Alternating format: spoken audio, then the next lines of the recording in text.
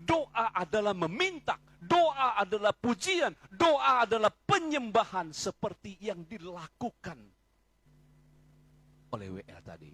Dan saya katakan, saya sangat diberkati oleh pujian-pujian penyembahan hari ini. Saya melihat ketika mereka di altar, mereka di atas, mereka melakukan dengan sungguh-sungguh memuji Tuhan. Itulah doa. Itulah menjadi kekuatan bagi kehidupan kita. Banyak orang ketika melayani Tuhan asal-asalan. Tetapi hari ini saya secara pribadi melihat dan saya sangat mengagumi dan saya sangat puas. Saya percaya itu tidak terlepas dari anugerah yang Tuhan berikan.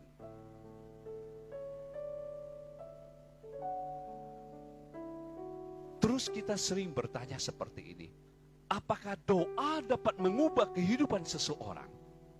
Apakah doa dapat menyembuhkan seseorang? Apakah doa dapat memperpanjang umur seseorang? Apakah doa menjadi hal yang penting di dalam kehidupan kita sebagai orang percaya?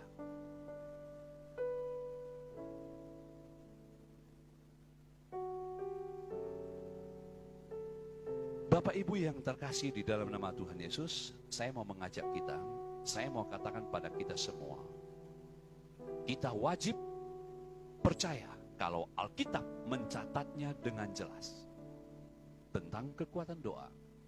Tetapi kalau tidak ada, kita jangan percaya.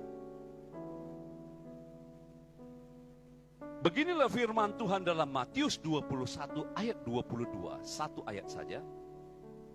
Sebab firman Tuhan katakan dalam Matius 21:22, dan apa saja yang kamu minta dalam doa dengan penuh kepercayaan, itu yang pertama, kamu akan menerimanya.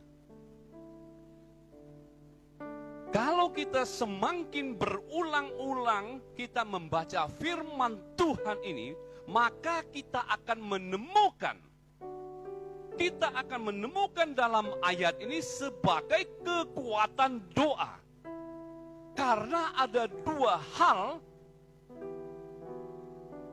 yang penting di dalam ayat ini yang mau saya bagikan kepada kita semua. Yang pertama dikatakan, meminta dalam doa. Yang kedua, percaya penuh kepada Tuhan. Kita sering berpikir seperti ini, ya. Apa sih yang kita bisa minta di dalam doa? Yang sudah pasti itu kebutuhan yang kita perlukan. Itu sudah pasti.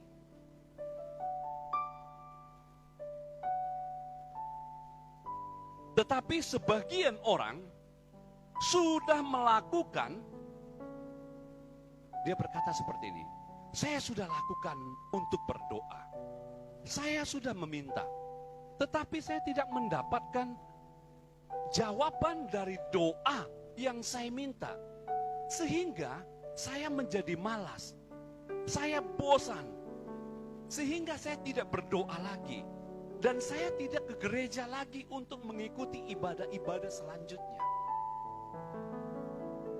Karena saya merasa saya ke gereja tidak mendapatkan apa-apa. Malah saya menghabiskan uang banyak. Doa-doa yang saya minta semua tidak dikabulkan oleh Tuhan. Banyak yang terjadi di dalam kehidupan orang percaya seperti ini. Ketika dia datang ke gereja, ketika dia tidak mendapatkan sesuatu apa yang dia doakan, dia menjadi lemah. Dan dia selalu berpikir, ketika dia meminta, dia harus mendapatkan pada saat itu juga. Bukan Tuhan tidak bisa memberikannya. Saya sudah banyak mendapatkan hal-hal yang ajaib seperti itu. Dan juga saya juga diberi, artinya hati untuk sabar, untuk menunggu apa yang saya doakan sehingga Tuhan jawab pada saatnya tiba. Banyak orang ketika berdoa, mereka tidak sabar. Padahal dengan satu langkah lagi dia berjalan ke depan, dia tidak melihat ke belakang. Dia taat kepada Tuhan, dia akan menerimakan berkat-berkat Tuhan. Tetapi banyak orang gagal. Ketika dia berjalan hanya tinggal satu langkah lagi, dia lihat ke belakang. Akhirnya dia akan mengulangi dari awal. Dan saya mau katakan kepada kita semua, kesempatan tidak datang dua kali. Memang ada, Alkitab mencatat, kesempatan kedua yang dialami oleh Simson, Bapak Ibu. Tetapi saya mau katakan kepada kita semua, kesempatan pertama itu berbeda dengan kesempatan yang kedua. Jadi kita sebagai orang Kristen, orang yang percaya, kita harus taat. Kita harus menunggu apa maksud dari Tuhan ketika doa-doa kita dijawab. Tuhan selalu menolongku, selalu menjagaku,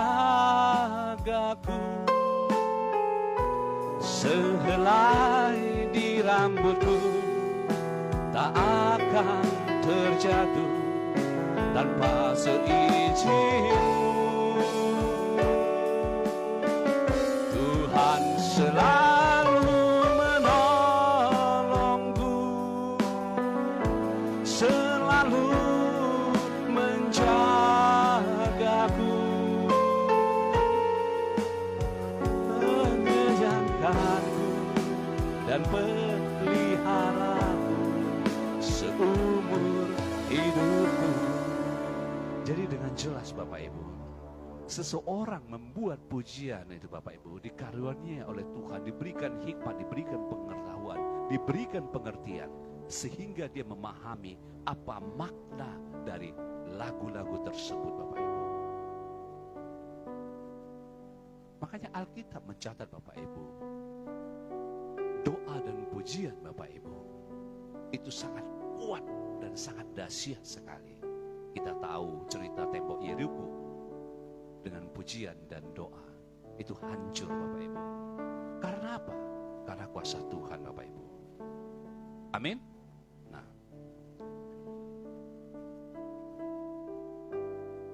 kembali kita ingin memahami isi dari firman Tuhan dalam Matius 21 ayat yang ke-22. Dan apa saja yang kamu minta dalam doa dengan penuh kepercayaan, kamu akan menerimanya.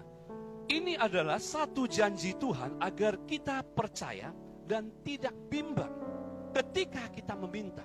Itu yang Tuhan mau. Jadi apa saja yang kita bisa minta kepada Tuhan melalui doa, yaitu segala sesuatu yang kita butuhkan, dari hal-hal kecil dan hal-hal besar, kita bisa minta kepada Tuhan. Dan Tuhan katakan percaya dan tidak bimbang, percaya penuh, kamu akan menerimanya. Tetapi ketika kita sebagai orang percaya, ketika kita meminta, ketika kita berdoa, kita bimbang. Kita tidak percaya penuh bahwasanya Tuhan akan menggenapinya kepada Bapak, Ibu, dan saya.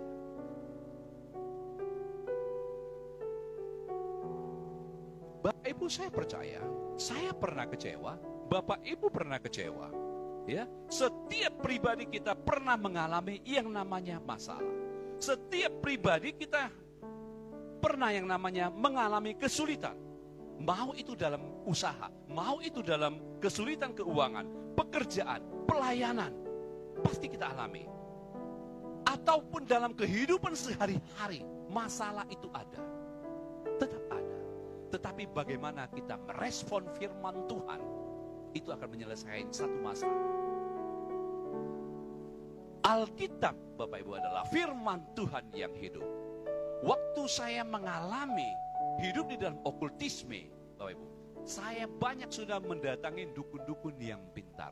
Orang-orang yang pintar dikatakan, karena saya yang datang adalah orang bodoh Bapak Ibu. Maka disebut dukun itu orang pintar Bapak Ibu. Karena apa? Saya yang datang ini orang bodoh. Nah, banyak dokter rumah sakit sudah saya datangi Bapak Ibu. Tetapi semua sia-sia. Tetapi kenapa Tuhan izinkan setiap perjalanan saya untuk datang kepada yang disebut orang pintar itu? Tetapi saya tidak berhasil. Tidak bisa sembuh. Malah mengalami penyakit yang lebih parah lagi. Terus pertanyaannya, kenapa Tuhan izinkan saya harus memasuki rumah sakit A, rumah sakit B, rumah sakit C, bahkan ke luar negeri? Ada kalanya Tuhan izinkan satu pencobaan, satu masalah yang krisis ataupun kritis keadaannya, Tuhan izinkan kepada kita agar kita bisa memahaminya, agar kita bisa bersaksi, agar kita bisa berkata kepada orang banyak, kita bisa menginjilin bahwasanya Tuhan Yesus adalah Tuhan yang ajaib. Tetapi kita sebagai orang percaya, ketika kita punya masalah, langsung kita seperti orang letoy, lemas langsung. Bagaimana nih Tuhan nih, saya ini sudah pelayanan loh. Banyak orang seperti itu imannya. Mereka tidak taat. Mereka maunya yang serba instan. Bukan Tuhan tidak bisa kasih, tetapi Tuhan mau engkau seperti bambu Cina. Bambu Cina, perbedaan dengan yang bambu biasa, itu sungguh jauh berbeda. Bambu biasa yang ditanam Bapak Ibu, 1 tahun Bapak Ibu, engkau sudah akan melihat pertumbuhannya begitu dahsyat. Tahun kedua akan semakin tinggi. Tahun ketiga begitu dan seterusnya, dia akan nampak menjulang tinggi. Tetapi Bapak Ibu, ingat, ini juga seperti gambaran satu usaha. Waktu saya hidup dalam okultisme, saya usaha, saya memakai jasa dukun, saya memakai pelet, saya memakai susuk emas saya pakai. Ya, saya ada pakai susuk emas 9 biji. Jadi di wajah saya ada 4, ya, di bagian betis kanan dan betis kiri, di kaki ada 2, di tangan kanan dan tangan kiri ada 2, di punggung sebelah kiri saya ada 1 Bapak Ibu. Nanti saya akan ceritakan Bapak Ibu betapa ajaibnya kejadian yang semalam saya alami. Nah, saya akan lanjutkan lagi. Pohon bambu yang biasa dengan bambu Cina itu sungguh berbeda. Tuhan mau hari ini saya menyampaikan satu ilustrasi buat kita, satu kekuatan hidup di dalam Tuhan. Bukan Tuhan tidak bisa memberkati engkau hari ini secara instan. Ketika engkau pulang dari gereja ini, engkau mendapatkan berkat yang luar biasa. Bagi Tuhan tidak ada yang mustahil. Tetapi Tuhan mau kita belajar dari yang namanya bambu Cina. Bambu Cina, pertama. Kedua, sepertinya tidak menampakkan ada satu pertumbuhan. Begitu dari tahun pertama dan tahun kelima, sepertinya tidak ada nampak satu pertumbuhan yang dahsyat. Tetapi pada tahun ke-6 dan tahun ke-7, maka dia akan menaik tinggi. Ketika dia tinggi, karena apa? 5 tahun itu dia tumbuh. Sepertinya kita melihat dia tidak bertumbuh, imannya tidak bertumbuh. Kita salah, karena kita hanya melihat dari luarnya saja. Tetapi bambu Cina ini tahun pertama dan tahun kelima, dia tumbuh ke bawah, dia menguat ke bawah, mengakar ke bawah menjadi kuat. Dan ketika dia tinggi, angin kencang datang, maka dia tidak akan tumbang. Begitulah yang Tuhan rindukan terhadap pelayanan kita, terhadap Tuhan yang hadir di sini, agar kita bertumbuh kuat dulu, mengakar di dalam. Ketika kita sudah bisa berdiri, kita tidak goyah lagi.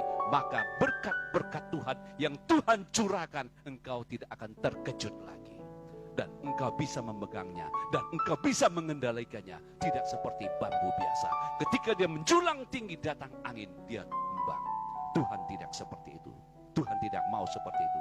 Tuhan mau mempersiapkan anak-anak yang rindu melayanikan Tuhan adalah orang yang taat, orang yang kuat. Bukan engkau orang yang ganteng atau orang yang cantik. Bukan seperti itu. Yang Tuhan mau adalah ketaatanmu di dalam doa. Karena di dalam doa itu ada kekuatan yang bisa mengubah. Bapak Ibu sudah melihat satu kesaksian yang ditayangkan tadi. Bagaimana istri dan anak-anak saya, mereka bergandeng tangan, bersatu bersehati. Orang tuanya dalam keadaan depresi. Mereka mengambil satu komitmen bahwasanya dengan doa bisa mengubah segalanya. Dengan doa dia percaya orang tuanya sembuh. Akhirnya saya sembuh dengan kekuatan doa dari anak istri.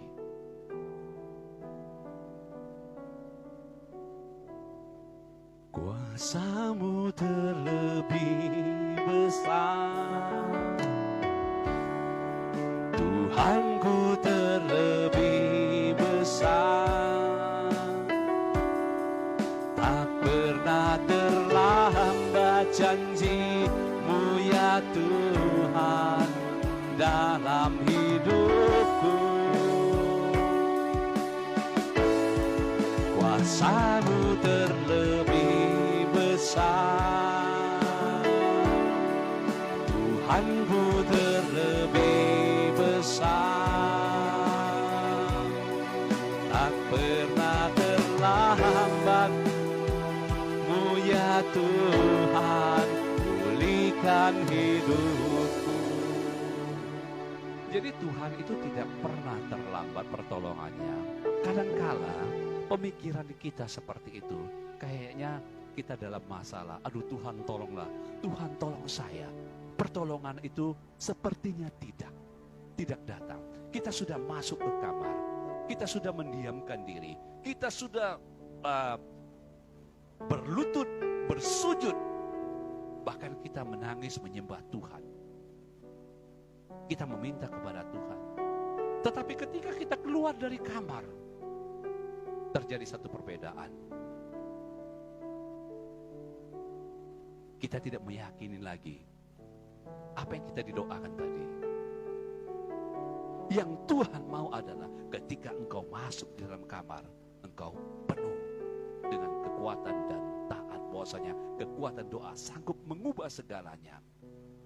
Dan ketika engkau keluar dari kamar, artinya Bapak Ibu, ketika engkau menghadapi masalah di luar, engkau tetap sama, kuat dan taat, percaya apa yang sudah kamu doakan pasti Tuhan memulihkan dan Tuhan memberkati. Itu yang Tuhan mau. Jangan ketika engkau di dalam dan engkau di luar itu berbeda. Engkau terpengaruh. Tuhan mau engkau percaya penuh. Itu yang Tuhan mau. Apapun yang kamu doakan. Doa bukanlah sepanjang engkau dari A sampai engkau berkata-kata. Salah, tidak salah. Tetapi ketika engkau belum berkata-kata, Tuhan sudah lebih tahu isi hatimu. Tetapi Tuhan mau kita seperti tercatat dalam firman Tuhan, kita membuka mulut kita, kita mengaku Dia, kita memuji Dia, menyembah Dia, meminta Dia dengan penuh kepercayaan. Itu yang Tuhan mau.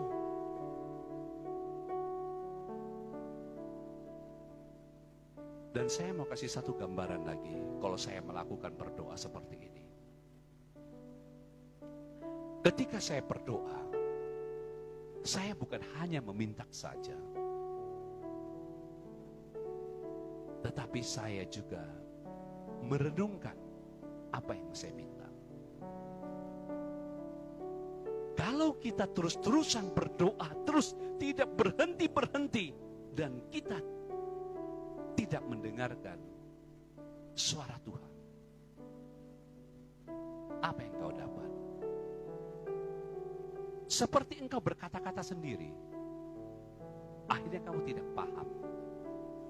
Kalau saya melakukan berdoa sampai saat ini, setelah saya berdoa, saya diamkan diri. Saya mendengar suara Tuhan. Apa yang Tuhan berikan kepada saya? Waktu saya pelayanan, saya adalah seorang misi ya. Saya kemarin juga sudah mau urus yayasannya, karena saya memperluas lebih lagi untuk pelayanan saya ke pelosok ya. Saya baru pulang kemarin dari rehabilitas dari Sibolga, juga pelayanan KKR. Bapak Ibu yang terkasih di dalam nama Tuhan Yesus, satu daerah di Pahai Jahe, waktu itu dia chattingan dengan saya. Chattingan 2 tahun yang lalu. Akhirnya mereka membangun pembangunan gereja, karena gereja mereka tidak layak ya di pedalaman. Yang namanya membangun itu di kampung itu sulit.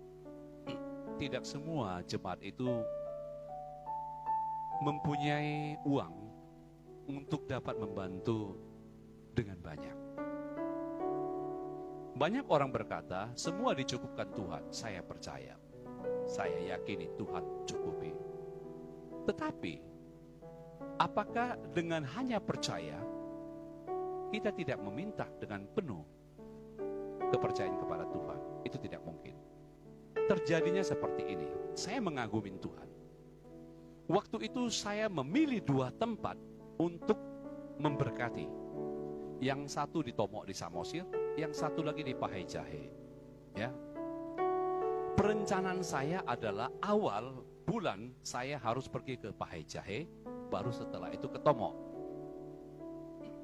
Kalau saya tidak berdoa, kalau saya tidak mendengarkan suara Tuhan, artinya apa yang sudah saya gariskan untuk pelayanan saya memberkati gereja, saya akan pergi ke Pahai Jahe.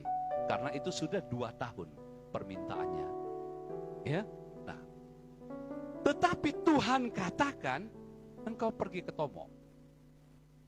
Saya tidak tahu maksud Tuhan apa ini. Tapi Tuhan katakan, kamu pergi ke Tomok.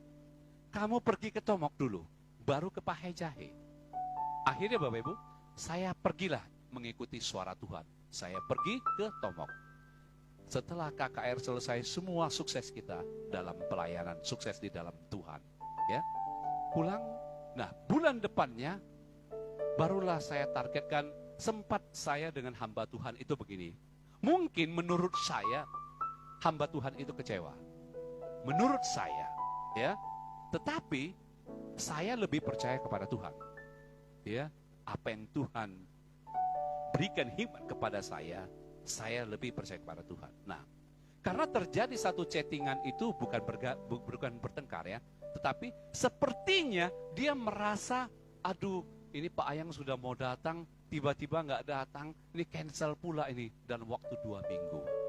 Ya, seperti itu. Nah, ditunda lagi, bulan depan lagi. Nah, Bapak Ibu, setelah saya buat misi ke Pahai Jahe itu Bapak Ibu, saya sampai di sana Bapak Ibu ya, sebelum saya berangkat, saya jumpa dengan teman saya, seorang pengusaha. Pak Ayang, mau kemana? Saya mau ke Pahai Jahe saya. Minta dulu lah nomor rekeningnya. Untuk apa Pak? Saya bilang. Itu di gereja sana apa yang bisa saya bantu? Oh, kalau saya lihat mereka lagi pembangunan, saya bilang gitu. Oh gitu ya? Oh ya, sekarang ya nomor rekeningnya. Saya kasih Bapak Ibu nomor rekeningnya. Jumlahnya lumayan Bapak Ibu.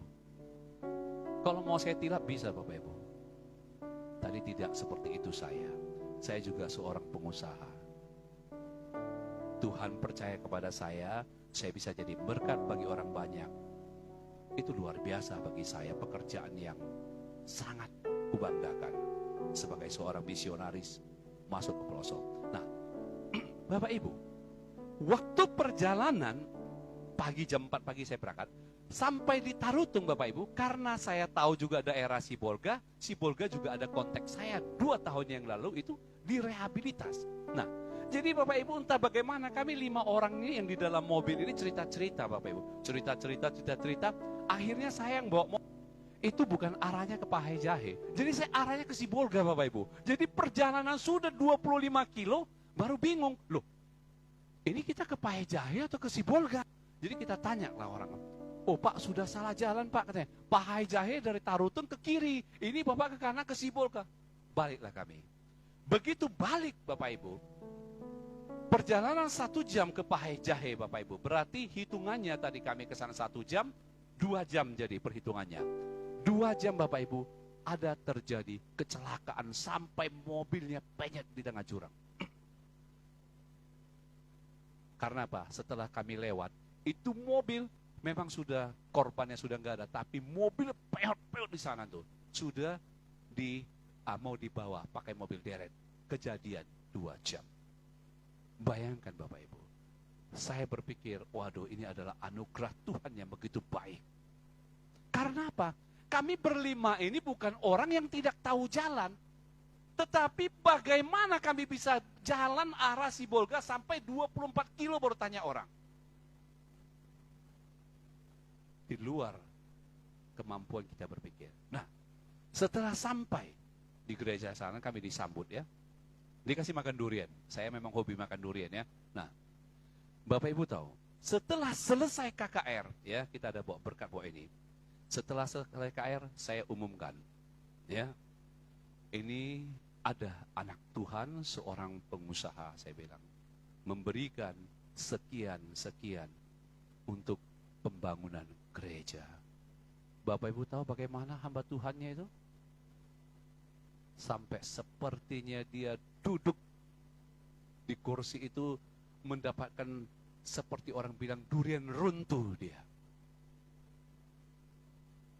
Dan setelah itu dia katakan apa kepada saya? Hamba Tuhan ini gembala sidang, suami istri, dia katakan, Pak Ayang, hari ini adalah hari terakhir kami untuk pemasangan batu. Waktu KKR Bapak Ibu, jam 7.30 mau dimulai, hujannya berhenti 7.15. Tapi dengan 7.15 karena orang kampung biasanya datang ke pelosok itu, mereka mungkin sudah jauh-jauh sudah datang. Hujan mulai dari jam 5. 7.15 hujan berhenti. Tapi begitu berhenti Bapak Ibu, gereja itu penuh dan mereka berkata, capekku, lelahku, kena hujanku terbayar oleh kesaksian dari Bapak Ayangku yang memberkati kami. Yang bisa mengubah suami saya untuk datang beribadah ke gereja. Yang bisa mengubah keluarga kami untuk datang beribadah ke gereja. Dan saya kasih mereka pilihan.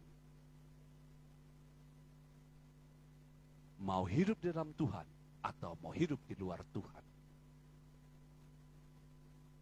Jika kita hidup di luar Tuhan, Bapak Ibu bisa melihat kesaksian saya bagaimana. Nampaknya sangat mempesona sekali. Dari usaha, dari penampilan, dari mobil-mobil yang dipakai. Saya dulu punya showroom mobil. Nampaknya sangat mempesona, tetapi di dalamnya hancur-hancuran Bapak Ibu. Hari ini Bapak Ibu melihat saya, wajah saya hancur-hancuran, tetapi hati saya sangat mempesona keluarga saya. Sangat mempesona orang-orang yang datang. Karena saya berbicara dengan hati yang lembut, yang Tuhan titipkan kepada saya untuk memberkati kita semua. Amin Bapak Ibu. Nah, Bapak Ibu, saya mau katakan, saya pasang susuk terakhir di tahun 2007. Sebenarnya khotbah yang mau saya bawa ini bukan tentang kekuatan doa, tetapi keberuntungan tentang bertobat. Tetapi dengan kejadian semalam, Bapak Johannes ini sebenarnya sangat luar biasa ya. Johannes ya sebagai adik saya juga. Saya kenal beliau ya. Saya kagum sama dia. Waktu WA saya di jalan tol itu ya. Anak saya yang bantu membalaskan ke Johannes tentang undangan datang kemari. Anak saya tanya, Pak Johannes ini siapa? Oh iya, teman papi juga adik papi, saya bilang gitu. Oh iya, waktu saya jemput istri saya dari Kuala Namu. Semalam Bapak Ibu, kejadiannya ini sangat luar biasa Bapak Ibu. Dari tahun 2007 Bapak Ibu, di bagian punggung saya di sebelah sini Bapak Ibu, itu ada dimasukkan susuk. Susuk emas ini ada saya bawa. Nanti saya kasih lihat susuk emasnya. 2007 saya pasang susuk emas ini, guru saya memasukkannya di punggung saya. Ya. Setiap saya duduk di kursi, dia akan menusuk dan sangat sakit sekali. Saya percaya kalau ya kita terkena duri saja, duri itu tidak keluar dari contoh tangan kita atau kaki kita. Ketika kita berjalan kena duri, saya rasa semua orang pernah mengalami hal yang sangat sakit sekali. Tentu kita mau mengeluarkan duri itu, benar tidak? Seperti itu kan? Nah, pasti kita akan buru-buru berusaha mengeluarkan duri itu. Jadi saya sudah merasakan sakit, susuk yang menusuk saya ini dari, boleh tolong ya, buka kan? Itu sudah nggak ada kuasanya, sudah nggak ada kuasanya lagi ya. Nah, jadi saya sudah menyusun satu khotbah ya, sudah saya persiapkan jauh sebelumnya untuk saya bawakan di sini ya. Jadi karena semalam Johannes WA saya, Boksul katanya, jangan lupa ya besok pelayanan ya. Waktu itu saya lagi baca firman Tuhan, saya lagi bicara sama istri saya bilang, bajumu kamu mau pakai apa? Blazernya nggak usah dulu lah, baju dalamnya belum kamu beli, dia bilang gitu kan. Yang lama nggak usah dulu lah, dia bilang gitu. Ya udahlah pakai batik aja. Ya udah saya bilang pakai batik. Ternyata hari ini semua pada pakai batik ya, luar biasa ya. Nah, masuknya WA Johannes ini saya sedang membacakan firman Tuhan. Nah, setelah itu saya bilang sama anak saya yang nomor 2 cewek. Saya bilang, papi mau pergi tidur, besok mau bangun pagi-pagi, mau berangkat ke Lubuk Pakam, mau khotbah. Iya, Pi deh. Saya naiklah sama istri saya. Waktu naik di lantai 2, saya kembali lagi membuka tablet saya ini, dan di kamar saya itu ada namanya Alkitab Penuntun Berkelimpahan. Saya sering membaca itu ya. Nah, saya tidak ada merasakan bahwasanya susuk yang di belakang ini akan ada apa-apa gitu. Hanya saya kalau duduk sakit gitu. Duduk sakit. Nah, saya percaya kalau kita duduk semakin ditekan, pasti itu semakin masuk ke dalam durinya. Apalagi ini nanti kalau Bapak Ibu lihat, ini sangat tajam sekali dan sangat keras sekali. Dan bayangkan bagaimana sakitnya di tubuh dari tahun 2007 kita katakan. Tetapi kuasanya sudah tidak ada. Ya, kuasanya tidak ada. Ini hanya tinggal bentuk fisiknya saja. Ya. Saya duduk setelah saya membaca firman Tuhan, terbuka sama saya tentang kekuatan doa tadi ini. Setelah itu saya baca sebentar, saya matikan lampu. Saya golek. Baru mau golek gini, tidur di samping istri saya, terus saya pegang di belakang saya kok seperti drek gitu. Saya pegang drek gitu. Mi, aku bilang, kok susuk saya keluar, saya bilang gitu. Jadi istri saya terkejut lah, dia naik. Cepat-cepat dia hidupkan lampunya Bapak Ibu. Nah, jadi benar Bapak Ibu. Jadi susuknya semalam keluar, ya.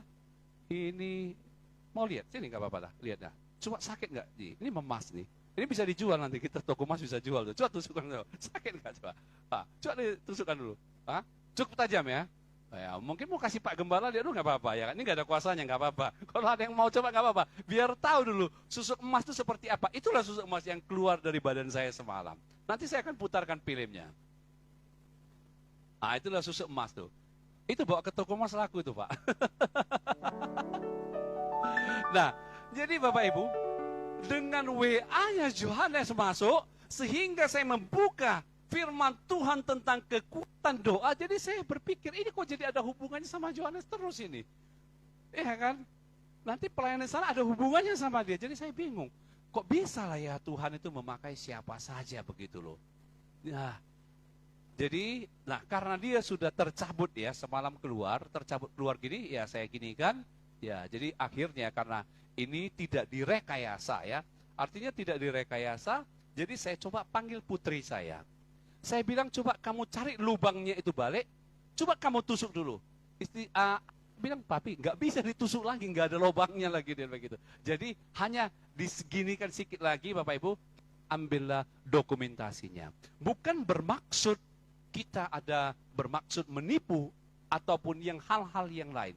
Tetapi maksud dari saya ini, saya mendapat hikmat daripada Tuhan bahwasanya ketika engkau sungguh-sungguh berdoa dengan penuh percaya kepada Tuhan.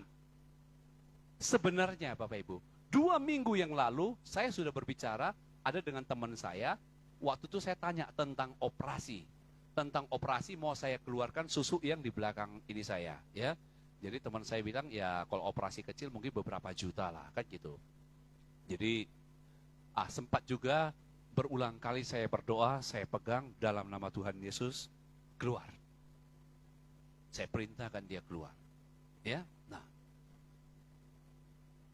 Bapak Ibu, ya, dan ini sangat luar biasa sekali. Susu ini bisa keluar. Sehingga Bapak Ibu, ini keluar, disaksikan oleh keluarga saya. Karena kesaksian itu Bapak Ibu adalah dari orang yang terdekat. Dan ini tidak dibuat-buat. Langsung saya WA Yohanes. Saya bilang susu saya keluar. Waktu saya dulu sembuh dari sakit penyakit, itu di wajah saya itu ada 4. Tetapi wajah yang di 4 ini belum pernah saya ronsen. Tetapi saya sudah meyakinin bahwasanya kuasa dari doa, ya, dari firman Tuhan yang sudah melepaskan saya sudah tidak ada kuasanya. Karena Tuhan sudah memberikan kepada saya, artinya pelayanan selama 12 tahun lebih. Tuhan sudah berikan. Ya, Tuhan sudah berikan saya pelayanan ke pelosok-pelosok. Nah, secara fisik saya belum pernah ronsen. Ya. Tetapi kalau yang satu ini memang saya terasa di bagiannya pas yang saya pasang itu. Dan pernah 6 tahun yang lalu saya terjatuh dari kereta. Pada waktu itu saya masuk di rumah sakit di perdagangan. Pernah saya di ronsen, ya, di ronsen di bagian belakang ini memang ada gambar satu besi gini. Itu masih ada saya simpan dulu ya. Sudah 5 tahun atau 6 tahun yang lalu ya. Dokter sempat bertanya, Pak, ini apa ini Pak? Kata yang di dalam ini.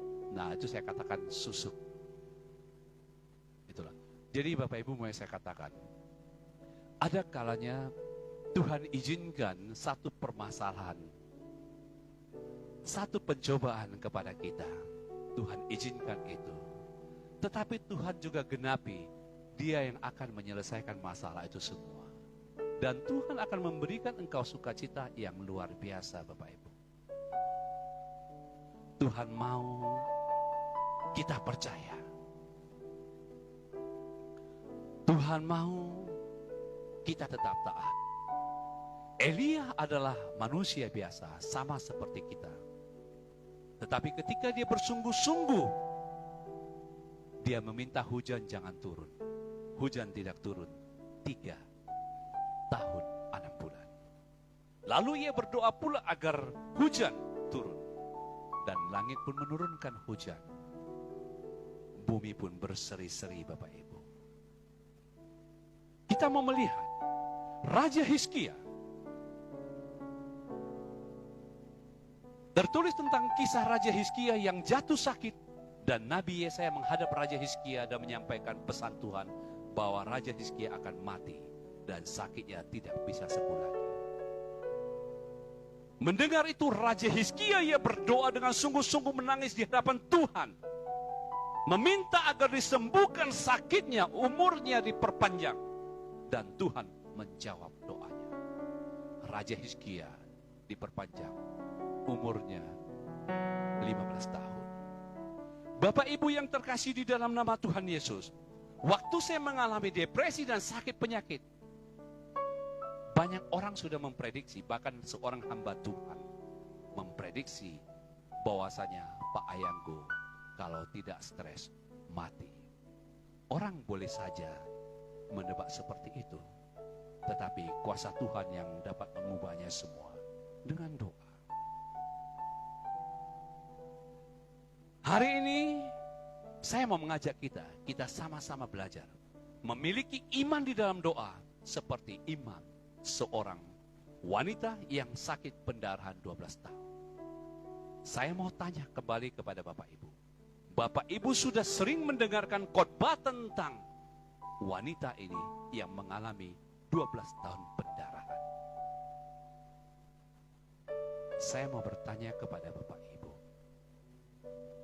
apakah sanggup seorang wanita mengalami pendarahan 12 tahun tanpa pemeliharaan dari Tuhan? Tidak sanggup. Orang mengalami pendarahan 1 hari, 2 hari, mungkin lebih dari itu, sudah harus bisa ke titik-titik. Tetapi Alkitab mencatat wanita yang mengalami pendarahan 12 tahun. Apakah dia juga tidak berdoa? Saya percaya dia berdoa. Dia berdoa setiap hari. Dia berdoa dengan sungguh-sungguh. Tetapi kenapa Tuhan mengizinkan ini sampai 12 Tuhan? Karena dia adalah Tuhan, dia tahu wanita ini mengalami pendarahan 12 tahun. Dalam pemeliharaan dia tahu dia tetap akan sembuh. Ketika wanita ini mempunyai ketaatan dan percaya kepada Tuhan, asal ku jamah saja ujung jumpainya, aku akan sembuh. Itu adalah satu iman, kepercayaan yang luar biasa. Jadi Alkitab hari ini Bapak Ibu, yang kita sama-sama mendengar Bapak Ibu, kita wajib percaya yang saya katakan tadi. Jika Alkitab tidak mencatat, kita jangan percaya. Tetapi hari ini Alkitab mencatat dengan jelas, kita wajib percaya. Jika Bapak Ibu tidak mau percaya, Tuhan tidak pernah rugi.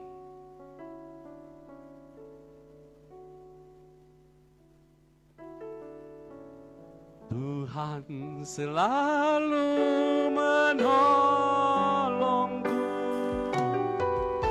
selalu menjagaku. Sehelai di rambutku tak akan terjatuh tanpa seizin-Mu. Tuhan selalu menolongku, selalu menjagaku. Dia mengenyangkanku seumur hidupku. Untuk mengakhiri firman Tuhan ini, di dalam 1 Yohanes 11 ayat 6 berkata, namun setelah didengarnya bahwa Lazarus sakit, ia sengaja tinggal 2 hari lagi di tempat di mana ia berada. Yang mau saya katakan kepada kita semua, ada kalanya Tuhan menunda, ada kalanya Tuhan sengaja. Masa-masa sulit, saat-saat ini Bapak Ibu, yang membedakan kita sebagai orang percaya di masa sulit, yaitu kita mempunyai Bapa yang dahsyat, yang bisa kita akses melalui doa-doa kita. Amin Bapak Ibu. Iya, saya lupa ya, ada tadi multimedia ya. Satu cuplikan kita melihat susuk yang keluar dari tubuh di punggung saya ya. Mungkin boleh diputar ya sebagai penutupnya. WL singer saya undang naik ke atas.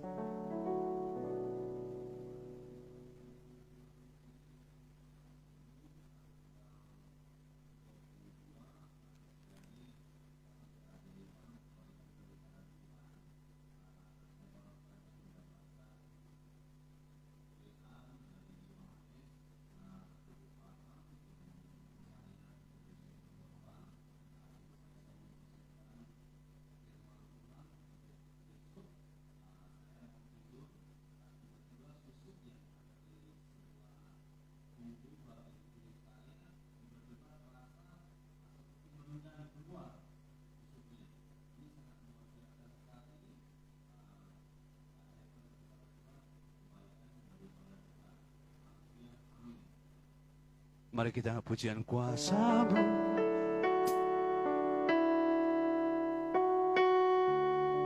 Kuasa-Mu terlebih besar, Tuhanku terlebih besar. Tak pernah terlambat janji-Mu ya Tuhan, penolong hidupku. Kuasa-Mu terlebih besar, terlebih besar. Tuhanku terlebih besar. Tak pernah terlambat janji-Mu ya Tuhan, pulihkan hidupku. Tak pernah terlambat janji-Mu ya Tuhan, pulihkan hidup. Ya benar Tuhan, kami sungguh bersyukur Tuhan buat hari ini, di mana Engkau telah memulihkan kami Tuhan.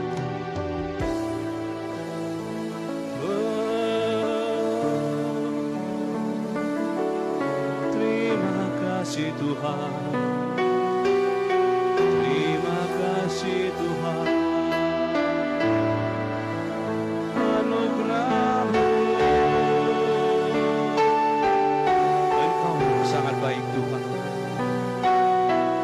Engkau adalah Allah kami, Engkau adalah Tuhan kami.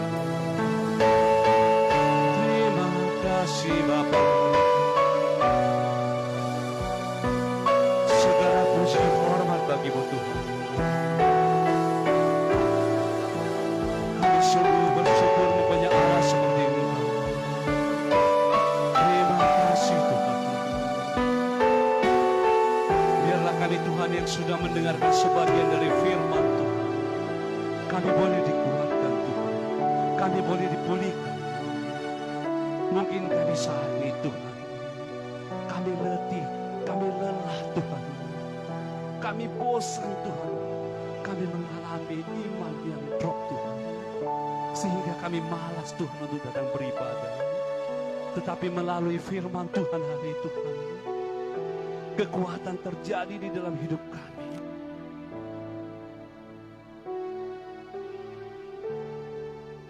Kami mau Tuhan, kami mau berubah Tuhan, kami mau lebih datang lagi, mempercayai Tuhan sebagai juru selamat. Terima kasih. Oh, terima kasih Bapak. Terima kasih Tuhan, kami semua yang berbeban berat hari ini Tuhan, biar Engkau pulihkan, Engkau pulihkan kami semua Tuhan. Sakit penyakit Engkau sembuhkan Tuhan. Mungkin saat ini kami Tuhan yang datang di sini Tuhan, merindukan sesuatu Tuhan, yang sudah kami gumuli Tuhan, yang sudah kami minta Tuhan dengan penuh kerinduan kepada-Mu Tuhan. Tetapi ampuni terlebih dahulu Tuhan kesalahan kami Tuhan, kecerobohan kami Tuhan, kedagingan kami Tuhan. Kami mau berubah Tuhan, kami mau penuh percaya datang kepada-Mu Tuhan, sehingga berkat-berkat mengalir di dalam hidup kami, di dalam keluarga kami Tuhan. Apapun Tuhan yang terjadi di dalam hidup kami Tuhan, Engkau maha tahu Tuhan, karena Engkau adalah Allah, karena Engkau adalah Tuhan. Terima kasih Tuhan, biarlah damai sejahtera melingkupi kami semua Tuhan. Terima kasih Tuhan. Terima kasih. Kuasa-Mu terlebih besar, Tuhanku terlebih besar. Tak pernah terlambat janji-Mu ya Tuhan, menolong hidupku.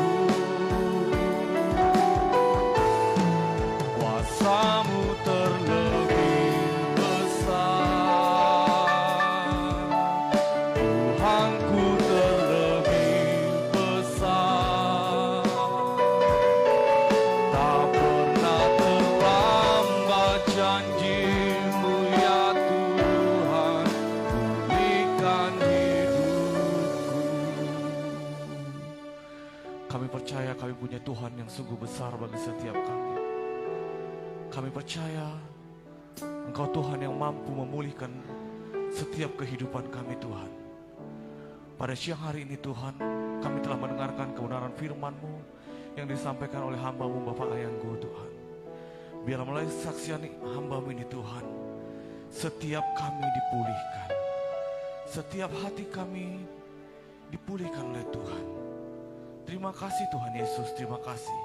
Berkati hamba-Mu yang telah menyampaikan kebenaran firman-Mu Tuhan. Biarlah Engkau yang terus mengurapi hamba-Mu ini. Biarlah kemanapun hamba-Mu ini melangkah, kasih, anugerah dan kebaikan-Mu senantiasa melindungi, berkati istri dan anaknya dan keluarganya Bapa. Terima kasih Tuhan Yesus, terima kasih. Kita semua yang telah diberkati oleh firman Tuhan, sama-sama kita katakan amin.